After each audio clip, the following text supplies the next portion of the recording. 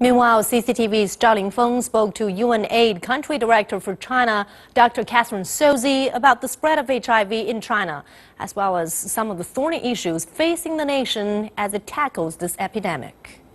China has made quite significant progresses around the reduction in new infections in babies. There are less children and babies born with HIV.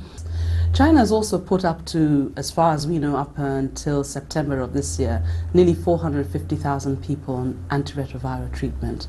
The medicines that are really the best thing we have for people living with HIV. Not a cure, not a vaccine, but it does mean that more people are being tested. Those who are HIV starting on treatment and staying on treatment, the rates for that in China have been pretty promising. So that is the good news.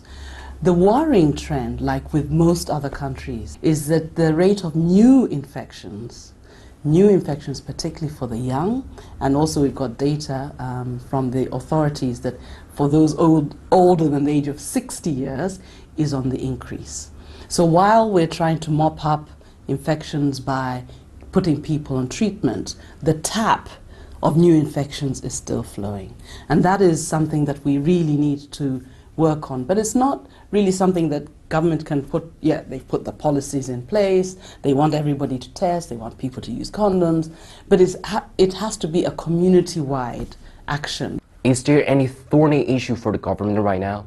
A tough topic, and one that I feel very passionate about, because I actually think that unless we address the issue of HIV-related discrimination, we will not be able to get people who need to be tested to know that they're HIV positive, and we won't be able to get the right information and the services for them to access treatment and even the prevention tools.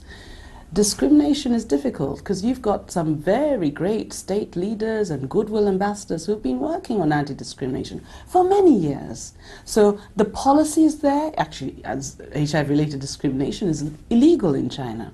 There are laws in place, but implementing them and trying to get the movement in societies to be much more tolerant, much more understanding, much more loving is something that needs everyone on board.